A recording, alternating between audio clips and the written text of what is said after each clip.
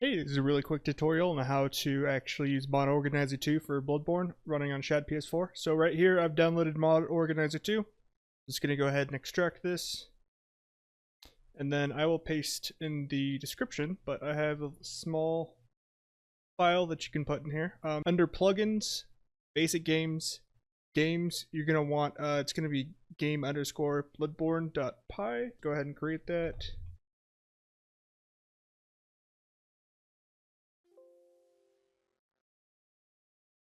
We go ahead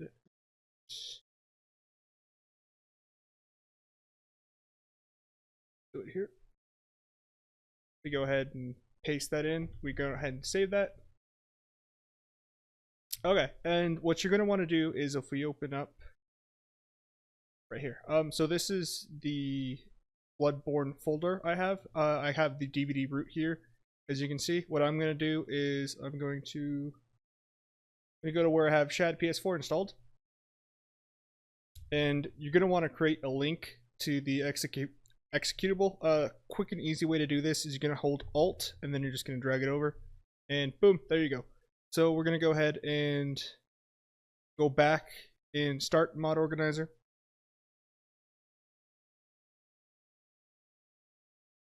There we go, pops up. And then I'm going to create a portable, which is just going to use this folder. What? Oh, you're going to have to do the checkbox because this is just a weird way to do it. But I'm going to go ahead and copy that path in. And you should see the DVD root folder. You're going to go just select this. I would uncheck that.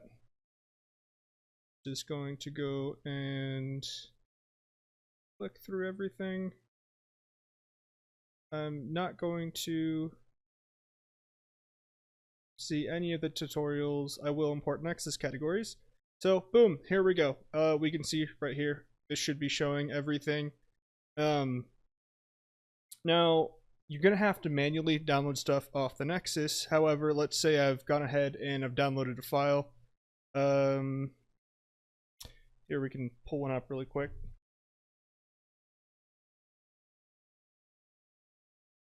So I have in the downloads folder Ludwig's Holy Blade Pouch Removal. I'm going to go ahead and select that. Exit out of that. Actually, this right here is your DVD root. You want to make sure all the parts match up. You can see right here, this is your DVD root folder. So we can see we have parts. So we want parts to be under this first one. And we're going to go ahead and click OK. And boom, there we go. We have it. If we go ahead and I believe we can, visit on Nexus. So now this has opened up a new window, but go ahead and show you. Boom, there it is. If you look under files, you can see there's a version right there. So if we actually double click this, we can see it did go ahead, got that mod ID, got the version of just it put today. I'm going to go ahead and put 1.0. Sometimes the versioning on the file is a little weird. Like let's say the version itself for the file showed like 1.4, but then you can hover over this and see the newest version. I do like to set it. You see right there it says newest version 1.00. I typically do set the version to whatever the latest is when I put it in. That way, this application will actually check for updates for you. So when an update comes in, it'll actually show it here. This program right here has quite a bit of usage. Let's go ahead and let me do another one. I think,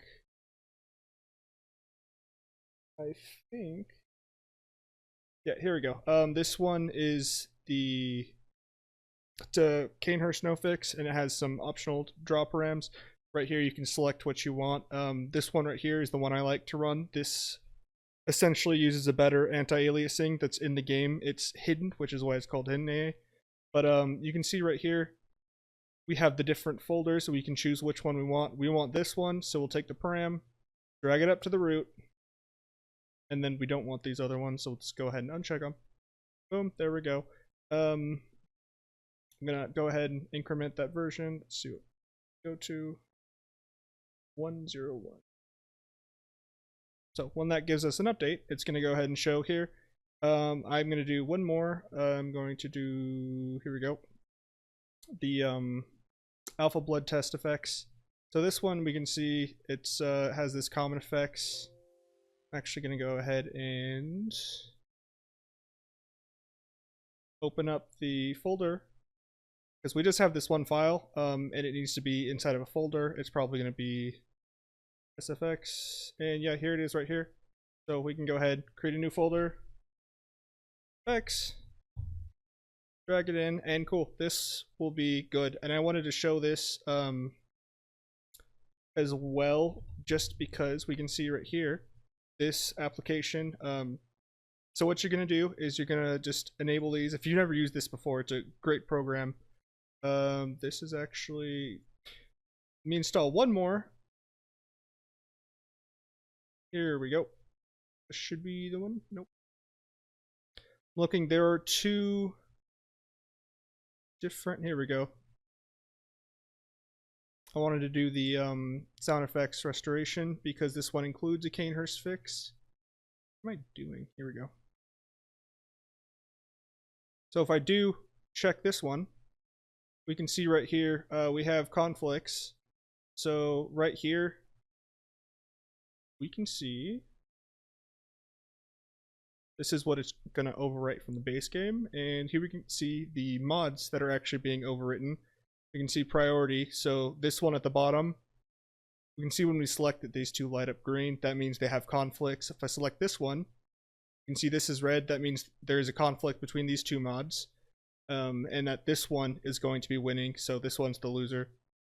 And I think that's about it. Like for example, with these mods, we can see right here that, oh no, yeah, top down is, no, yeah, I was correct. So this one on the bottom is overwriting a file on top. We can see right here, this is a map parameter. So it's essentially, this has a lot of files that it's still going to be overwriting, but there is one from the second mod with the Kanehurst fix that is going to be losing to. And I'm fine with that, but we can see that this blood test right here, it's redundant. There's only one file in this mod, and it's being overwritten by this other one, by the sound effects restoration. So there's no point in running it. But once that's done, essentially what this will do for you is, if I actually just explore the virtual folder, what this is a virtual file system. So you can essentially manage all your mods however you want, and the original base game is going to be unaffected. So if you do have to run it through this application, so just bring up mod organizer, select Bloodborne, go ahead and oops, I forgot, I guess there's one more step, and that is going to be you actually have to put in the actual Shad PS4. The reason I just did the link is because I think it's the fastest way to, but you just need something something for the installer to kind of catch on to in this program. When you set up a profile, it's expecting some sort of binary. So I'm just going to go ahead and make sure start in is that folder that the Shad PS4 executable is in. That's, those two are set up. Go to apply, and now if we ran, we would have these mods applied. I'm gonna go ahead and close this out because I already have one, and I can show you. Here's what I'm running right now. I have the Vertex Explosion, Rainbow Black the Snow. I'm not even gonna bother listing them, but you know, if I just press run, it's gonna lock it, start up the game.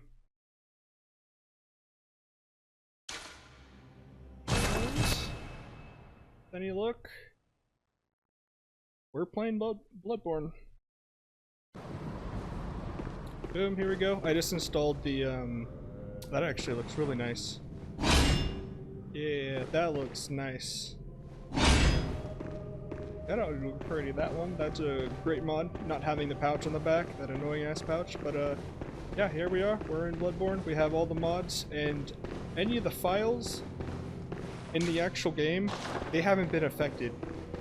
So that means you don't have to keep track of everything. If any of those mods have an update, whenever you launch that application, Mod Organizer 2, it's going to go ahead and ping Nexus for an update, so you'll see when there's an update available for them. You can't like automatically install it, but just knowing about it, it's pretty easy, pretty simple. You can see file conflicts. There's a lot of benefits, not really a lot of downsides, so I'd highly recommend it. That's been a really quick tutorial, so hope you're all doing well. Have a good night. Thanks for watching.